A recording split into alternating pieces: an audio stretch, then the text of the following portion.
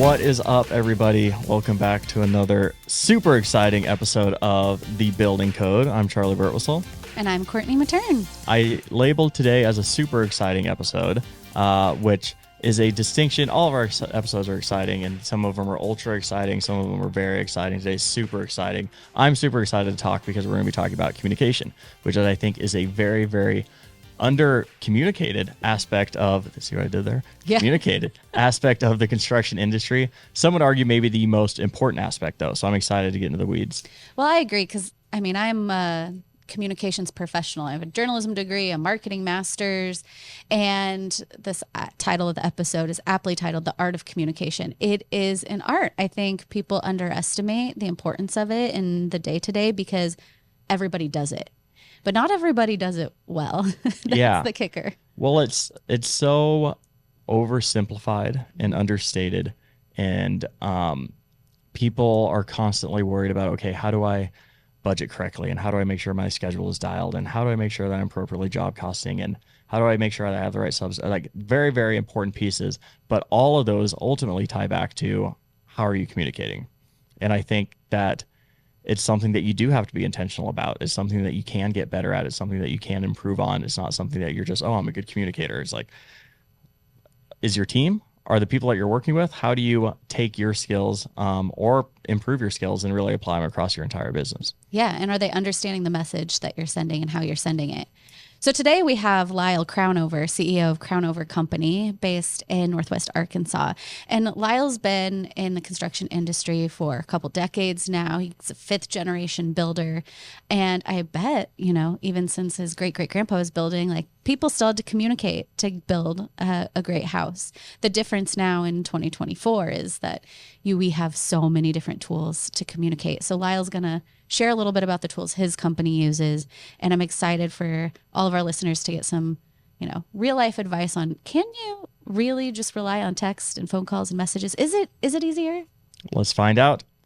Hey, Lyle, welcome to The Building Code. Really appreciate you making the time to join us today. How you doing? Absolutely. I'm doing great. Thank you for having me here. I'm here in North Central Arkansas.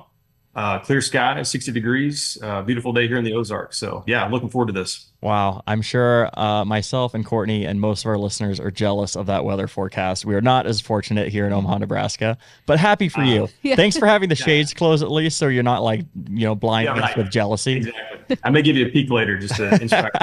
Appreciate that. Well, Courtney and I obviously were doing some research on you before this, but for those that have not had the opportunity to meet you, we always like to start with just a quick little intro, kind of who you are, where you came from, and how you got to where you're at today. Yeah, absolutely. So like we said, my name is Lyle Crownover. I own and operate Crownover Company, an ultra custom residential construction firm here in North Central Arkansas. Actually, this is in my blood is an understatement. My family has been building custom homes in the Twin Lakes area here in the Ozarks since 1942. And so I'm a fifth generation builder in my family. I just turned 40 this year. I've been running this organization since I was 20. So yeah, I've got a couple decades of experience.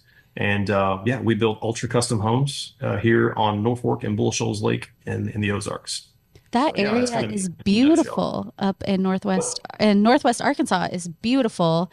I have to make a plug. Yes. I lived in Little Rock for a while after college, just more central, but driving through the Ozarks, it was always my favorite part. I think people really underestimate the beauty and, the opportunity to build a great home there. Well, it sounds like you need to connect with Lyle after this, and he can build you. You can just move there. Yeah. How close are you to Bentonville? To Bentonville, we are 2 hours east. So just imagine the state of Arkansas, dead center on the Missouri-Arkansas line. Yeah. Bentonville's the mountain biking capital of America. It is. All the trails, Wow. Ozarks. So I can only imagine Mountain Home's got some cool spots too. We do. Yep. Come check it out sometime. I feel like we should just pivot this podcast from being construction focused to geography focused. Yeah. So you guys can just keep telling me fun facts. I'm always excited when I learning a meet ton. someone from Arkansas because it's, the natural state. Totally underrated. Kind of like Omaha. It is. It's a hidden gem for sure. So tell us more about, I love that your great-great-grandfather started building homes. How has the business changed? Like what do you think is the biggest difference between what he was doing in the 40s and what you're doing today? Oh man, I could speak for hours on this. It's I mean really um it's obviously it's similar, but it's nothing like my, essentially my ancestors, So essentially, back then it was a family, my grandparents and their children, essentially, they were out there with shovels digging the footings and putting shingles on with hand-driven nails. And so it was all manual labor. There was no subcontractors. Communication, obviously, in 1942 was nothing other than face-to-face communication. So, communication has changed exponentially, as far as how much internal work that they, essentially the family members would do, the mom and dad and the kids, they would do all the work. To now, today, we have obviously, employees, internal, external, subcontractors, trade partners.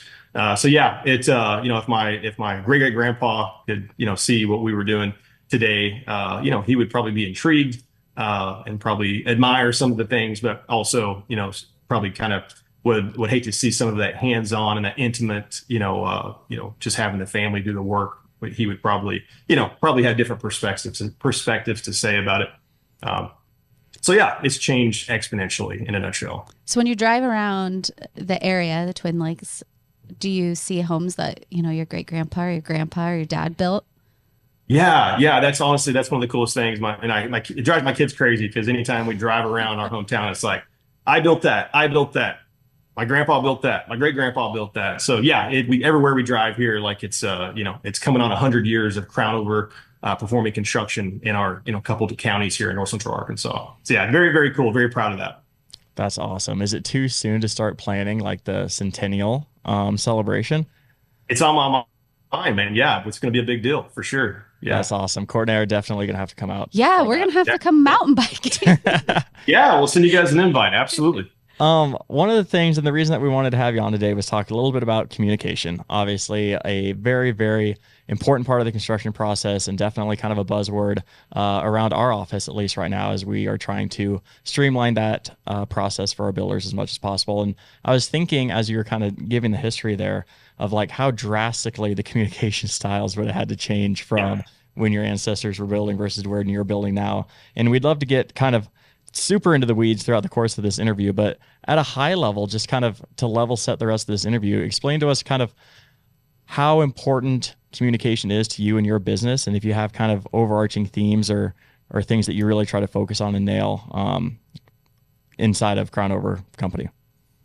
Yeah, great topic. Probably the most important topic in construction in 2024, quite honestly. My blanket statement on how we manage communication, the most important attribute of construction. Here's a blanket statement for you.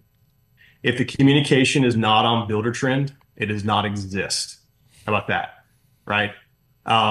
It's my internal team, external team, what we do to keep everyone aligned is we communicate in Buildertrend, right?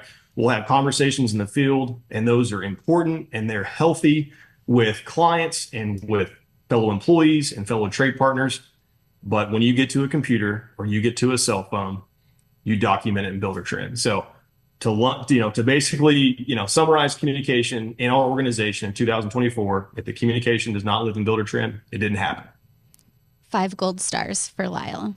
Yeah, I was going to say, I always like to pick out, our social team always does promotional clips for different podcasts. And the most important 15 seconds of an interview or something. I always like to try to pick out live when it happened. And I think that line right there may have just been the live line that they'll use for the 15-second promo of this. Nice. Something I'm curious on, and I promise there's no wrong answer here because we don't like this podcast to be salesy about Buildertrend, but I'm genuinely curious. So do you handle all of your communication with like your subcontractors and trade partners and clients as well too through Buildertrend, or is it pretty much exclusively just your internal team? Absolutely. So I'm a decade in utilizing construction management software. We started with CoConstruct and then migrated to Buildertrend. We started out just dabbling, right, our foot in the water with a little bit of communication in Buildertrend, a little bit in text, a little bit here, a little bit there. Absolutely not. Across the board, everyone plays in the sandbox that we call Buildertrend. Our clients, our trade partners, our employees. Now, don't get me wrong, that comes with a certain set of challenges, right? It's not easy to tell a client, hey, you know what? We are a concierge level of construction company. We are here for you 24 hours a day. However, here's what I need from you. I need you to utilize Buildertrend to access my team and I, because if you text or you call or you send smoke signals, we may or may not get that. But if it comes across in BT, we're here for you. And so same kind of overarching theme to all stakeholders.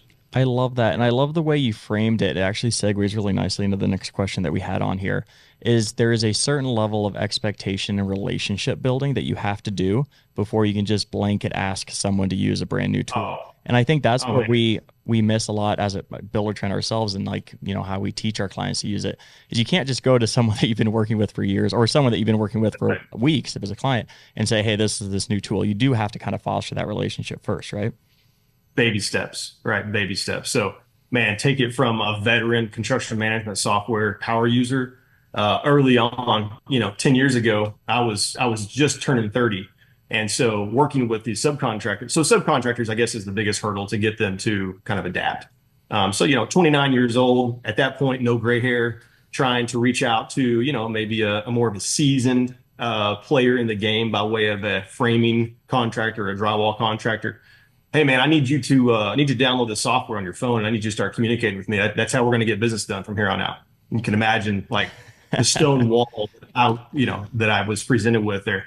Yeah. So no, absolutely, man. You've got to have finesse. You got to paint the portrait of what things could be, right? You can't force feed it. You show your framing contractor like, hey, you know how it takes you forever to get your invoices into me. Sometimes you're like 6 weeks after the job is done. Hey man, if you would come in, to my company, let my staff show you how to submit an invoice on your phone. Literally the second that you drive that last nail and our project manager says, yes, you're golden, we're ready to pay you. You could submit that instantly, goes to the cloud, goes to our system. My CFO can release a check. I can have you a check within 5 minutes of the job being done, as opposed to the subcontractor being the weak link because they have no support staff. Kind of paint that like, how good could this be for you? Not what can we do for you? Not what can you do for us? So that's how we have to convey and get full buy-in from those trade partners. And honestly, it's taken years, right? It's not something that's going to happen overnight. You got to show these guys through example on what it could be. That's like another lesson in communication because one, there's communication on the project. You want your team, you want your subs, you want your clients to use Buildertrend to communicate. But before you can get them to do that, you have to use your communication skills to talk about the Right. pain points. What's the value to them? Like, why are you asking them to do that? And I think we hear from a lot of builders who are like, well, there's no way. No, like everybody's going to say it's so much easier to just get a text. But I mean, I'm sure you have a horror story of like getting pinged and getting texts and emails, like when you're trying to just enjoy your life. So how is that easier, right? Sure. Absolutely. And another thing you hit on there that we constantly preach is you have to kind of have your own house in order before you invite other people into it, right? And I think You a got lot it. of times people burn their bridge with getting their Yeah. subs or clients to use Buildertrend because they're like, hey, I got Yeah. this new tool, add in. And they're like, okay, how do I submit that invoice you were telling me about? I was like, I don't know. It's like, okay, well, you lost your chance to get them to buy in, right? You had a very Got it. clear plan of like, this is what you're going to be able to do, how you're going to be able to do it. You even said, come into my office, let us show you how to do it first. Yeah. Or you can say, there's the people who say, well, just email it or text it to me. And then all of a sudden you've already broken Right. your Yep. own rule. Don't ever say those words. How do you Another thing to expand on there is you got to be very careful about information overload, right? Because once again, we're potentially dealing with a demographic that has not been exposed to as much technology as maybe some of the younger generation in the industry. So you got to be very, very careful about how much technology touches them, right? So here's an example. Early on in my endeavor to kind of get into the construction management software realm many years ago, have a Gantt schedule turned on to these same subcontractors that you're trying to get buy-in with, and you forget to turn your schedule off when you're making adjustments to the schedule. And you get a phone call at 9 o'clock that night after they're done doing their job. They've been working 12 hours a day, and they're like, "Hey man, I bought into this thing that you call Buildertrend, and I got 943 messages of you moving your schedule around today. I could tell you were bored today working on the schedule, but please do not do that to me again." So you got to be careful about the technology overload when you're trying to get full buy-in from these trade partners that are challenged to get to buy it. Yeah, something that I think that's a great, I mean, that's a very specific example we've definitely heard before. Um, Something, this is a little bit off script here, but is in the tune and of communication. Another thing that we talk about a lot and that we're hearing in the industry is just setting proper expectations. And so I'm curious on what your kind of pre-sale process looks like, or beginning of the construction phase looks like, of just setting the proper expectations with how you're going to communicate, how you're going to run the job, where they need to look for up-to-date information, and making sure everyone's on the same page before things kind of kick off. Yeah, that's a great question. So, um, essentially, like as far as clear lines of communication and setting expectations, we communicate very, very clearly before we engage in a partnership with our clients. That if obviously we've asked the question, have you ever built before? Have you ever worked with a builder? But we are very, very transparent about everything. But specifically, we let the client know and the trade partners know that, hey, we really don't we do not have an option here. Like if you want this, us as the premier builder in our region, if you want this, it comes with a certain degree of strings attached, right? We have to download this app on your phone, and so we just let them know on the front end that this is a part of our business model. And honestly, like we have had to disengage in potential partnerships because the client's like, no, absolutely not. The last builder I worked with, he showed up with a cell phone, a handshake, and a dog in the front seat of his truck, which was his office assistant, and the project went smoothly. And you know what? No hard feelings. And I'm so glad that worked for you guys previously. And go find someone else like that for this project, because that's not us, right? We have to have both in this partnership for it to be harmonious and tranquil and successful. They've got to buy in. So we paint that expectation before we ever move forward with the first date of the relationship. I love that. We were at a conference in Boston a few weeks ago, and one of the people presenting, I think they even had a chart that they showed as like a little line chart over time. It's like, this is what point of the project you're going to really, really like me. And here's when you're Yeah. going to get really, really frustrated with me. And Yeah. here's where you're going to say, why is this taking so long, and question what I'm doing. And then ultimately, Yep. here's the final walkthrough where you're going to be ecstatic that's a built house. But like, I mean, building a home is probably the most stressful thing that people ever go through. Guaranteed. It was the biggest investment they've ever made for sure. So setting Yep. those expectations of this is going to be a process, and a lot of times people aren't going to like what you're presenting them, and they could Yep. walk away. But at least they're doing it then, as opposed to halfway through the project when things are going to Yep. get tough. They come in with a clear expectation of how you're going to communicate. And then along the way during the project, when you're communicating with your clients, because you have all of your communication happening in one place, what do you think that does for the client's experience and your relationship over time? Yeah. So, okay, that's quite a dynamic question. I Uh, think that it could be viewed from multiple perspectives. Um, I think it shows a certain degree of professionalism, and being a steward of your business model. So I think that for our appropriate avatar, the type of clientele that we like to partner with, that's a it's a feather in our hat, right? Um, so yeah, that's what I would say about that. So if it's the right fit for our organization, then they would perceive that as a positive for us. Yeah. And it's almost like, I don't know, building up success for a future you, because the client comes out the other side. They've had a good experience and Yep. they can refer you to someone else who is going to come in and, I guess, play by your rules and know what to expect going into, because they were referred by someone who had such a good experience. Exactly. I would, yeah. Would you say a large majority? I would guess probably so, based on the types of homes that you're building, that a large majority of your incoming leads is word of mouth. Oh, I would say 80, 90%. Yeah. So you don't really get the opportunity to burn bridges. No, we do not burn bridges. Absolutely. I feel like I talk to a lot of builders who go as far as you, who say, if it's not in Buildertrend, it's not happening, like everything through Buildertrend. But then they're still taking calls and texts from their clients as if calls and Yep. texts and chats aren't like also part of Buildertrend. And one of our newer Yep. features is like an instant chat feature. Has your team had experience with this? I mean, what's your experience been? And like, can you really get by without a text? I guess you're the use case. Like, let's prove it. Yeah, another dynamic question. So I could answer this from multiple perspectives as well. So I'm the owner of the company, and I like to communicate with our clients, right?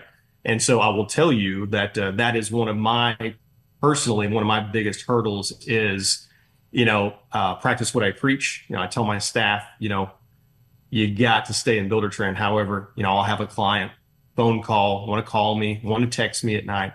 And so I'm very, very apt to, just accommodate that. And so, you got to get that put back over into Buildertrend. I will say in it's a BT chat, right? Mhm. BT chat has been a game changer for us. Like, we are so proud of BT chat coming on board. We were able to reduce our tech stack. We had Slack, Slack's a great software as well, but we were able to reduce some of our overhead by getting rid of one of our tech solutions and not having so many people utilize so many tech stack solutions. So Buildertrend's amazing. There's a time and a place for BT chat, however, right? We use it for, we'll call it like, the down and dirty information exchange. Hop on the chat. Hey, project manager, I need you to bring 10 2 to this project. Boom, done. Nobody needs to reference that data ever again.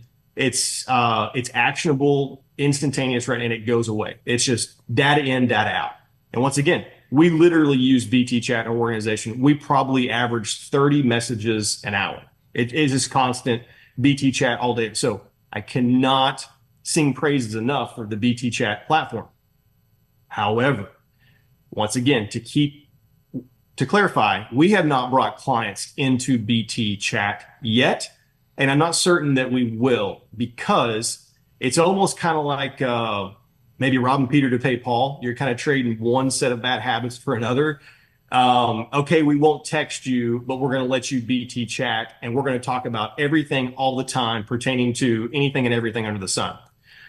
So our rule in our organization is you communicate the proper type of communication in the proper platform within Buildertrend. So if you're talking about something in BT chat that has something to do with the chronological duration of time, no. You need to transfer over to the schedule. Talk about drywall, when drywall is going to be done. If you're talking about drywall in BT chat, about what type of color of paint you want on the drywall, no. Get out of chat.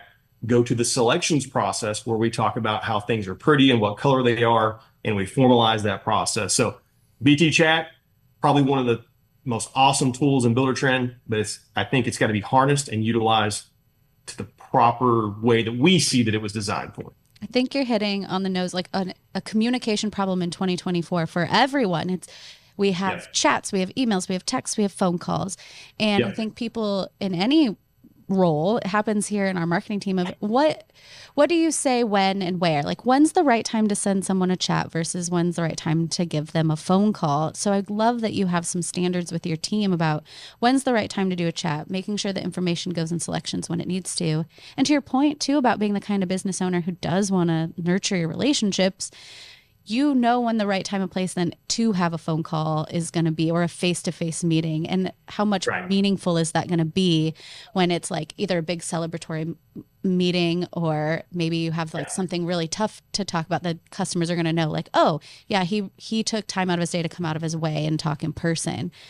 Oh, so for sure. I'm so glad that you brought that side of the spectrum up, because I do want to expand on that.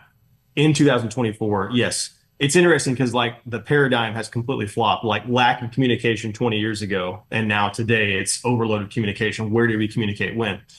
Something that I emphasize to our staff literally on a daily basis is, okay, we have all these powerful communication platforms in Buildertrend, and we have all this data that we can query, and we can ensure we're serving our clients properly. But guys, something you cannot forget, and we have systems and protocols in place to negate this, is that we are humans serving humans, right? We have to have that face-to-face interpersonal communication to show that we do have emotions and we do care and we are here to serve.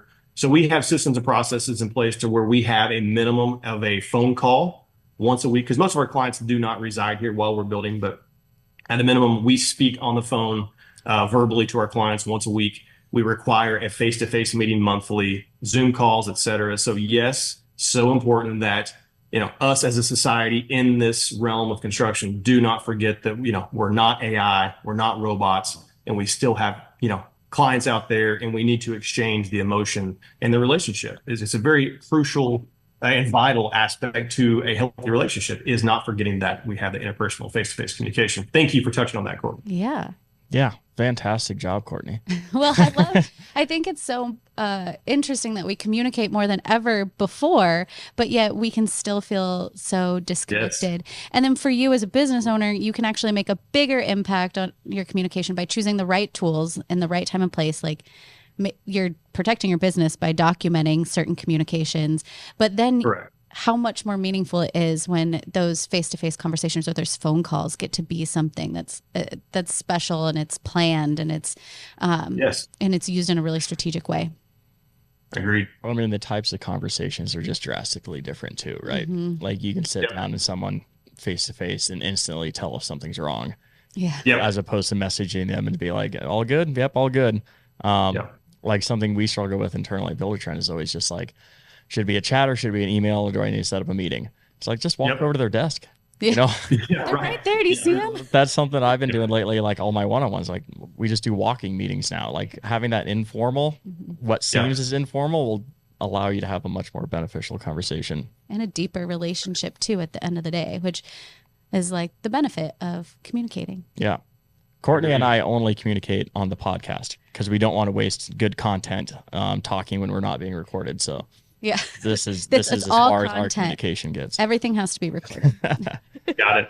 Lyle, I think we could easily talk for another hour. Like, just that last question, we could have gone down another 30 minutes on just face-to-face versus technology-based communication. But for sure, we do probably need to wrap things up here pretty soon. Thank you so much for your time.